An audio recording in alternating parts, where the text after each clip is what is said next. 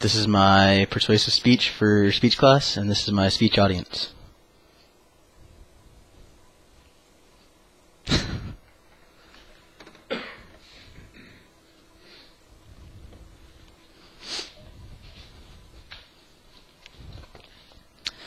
Do me a favor. Imagine yourself in this situation. It's 1 o'clock on a Friday afternoon, and you're 30 minutes away from getting to go enjoy your weekend and act out your weekend plans. Suddenly, down the hall, you hear several loud yells and screams, followed by several loud bangs. You've just found yourself in the middle of an active shooting at your school campus. What will you choose to do? Turn off the lights, close the door, and wait till it's over? Or perhaps make a run out to your car that's in the parking lot? It brings me great sadness that I probably don't have to explain what's going to happen next in this situation. Unfortunately, school shootings are not a rare occurrence anymore and seem to be a more common crime in today's society. Now do me a favor, imagine the same scenario, but this time, as you hear the loud bangs and screams and realize that you're in an active shooting situation, your fellow classmate or student reveals to you that he is concealed carrying and happens to have his firearm on him at this time, and is willing to do what is necessary to stop the threat and protect the class. Now I ask you, which situation would you be more comfortable living out, given a choice between the two? I'm assuming you would choose option 2, because in that situation, someone had a gun to protect you.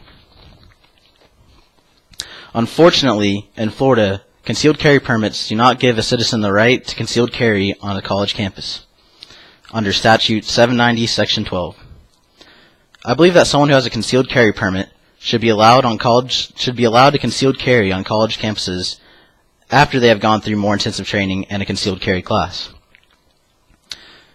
I believe that this should be a law. The law should be changed because I believe that it could help lessen the damage done by active shooters and school shootings in general, and maybe stop them altogether. I also believe that gun-free zones shouldn't be a thing unless the place is being guarded by armed security, and the armed security is ready to do what is necessary to protect the occupants in the area. There's a quote the NRA has made that summarizes my feelings about the situation. The only thing that can stop a good guy or bad guy with a gun is a good guy with a gun. Whether that person be you, a fellow classmate, or a cop that happens to be 15 minutes away. The problem I have with gun-free zones and police response times is they obviously just don't cut it. Gun-free zones, as much as we'd like them to work, just don't seem to work. Because obviously, a criminal who is willing to do harm and even murder people is not going to be stopped by a gun that has an X through it that says gun-free zone. And police response times just aren't what they should be. It's 10 minutes at best and 18 minutes at worst. And statistics have shown that most active shooting damage is done in 12 minutes, 10 to 12 minutes. In an article titled Quicker Response to Active Shooters, written by Amari Margado, he tells us, in research done by the Department of Homeland Security, statistics show that active shooter incidents at schools usually last around 12 and a half minutes, while the average police response time is anywhere from 10 to 18 minutes. The problem is obvious. Police response time just is not fast enough to stop an active shooter before most of the damage is done. And obviously, police can't be omnipresent, so consider this. Would you put a sign outside your house that says valuables inside or door unlocked? Of course not, because it makes you an easy target. That's how I feel about college campuses being a gun-free zone. For all college campuses are gun-free under the Florida Statute 790, Section 12. My problem with gun-free zones is that it advertises someone who is seeking to harm the others. Come here and commit a crime. No one is armed to stop you.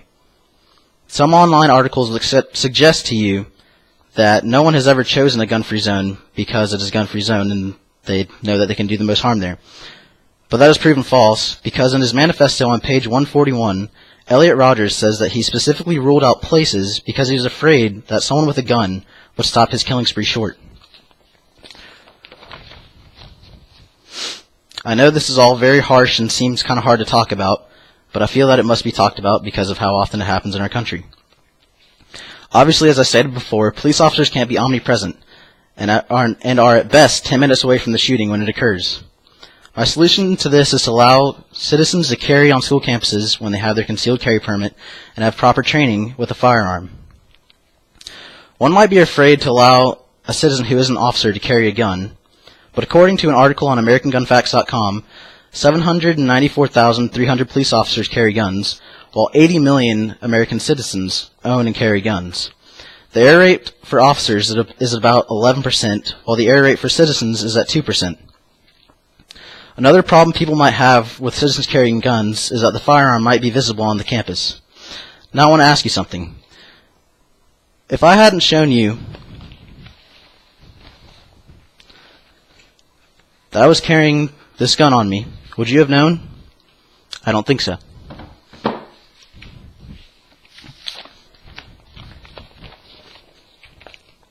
That right there proves that guns can be hidden and out of sight, but still used to protect citizens or school campuses. Also, wouldn't it be more a peace of mind knowing that someone could do something in the next couple seconds rather than the next couple minutes during an active shooting?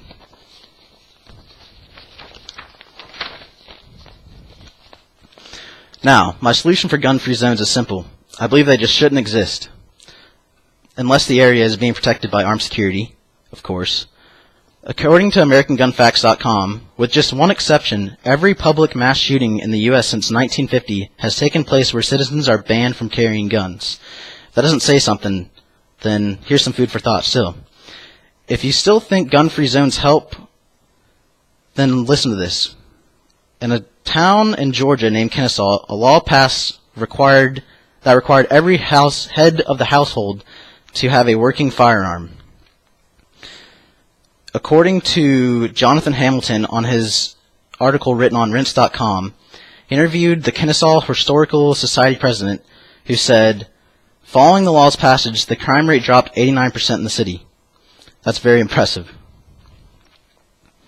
If I have persuaded you in any way through this speech, I urge you during the next voting season to vote pro-gun. I also urge you to vote more carefully and look closer at who you're going to vote into power. I also urge you to get training with a firearm and even maybe a concealed carry permit. I believe that every citizen should own a gun because you never know when you're going to have to protect your loved one or your own life. I hope that this speech I have made you realize that gun-free zones, while the idea sounds good, it just does not work. I also hope I have made you think about how long police response times are and how much damage can be done by an active shooter in the amount of time it takes for a police officer to get to the scene. I believe that people that have concealed carry permits and that are trained should be allowed to carry on college campuses. I also think that gun-free zones should be completely abolished with the exception of armed security at places. And remember, the only thing that can stop a bad guy with a gun is a good guy with a gun.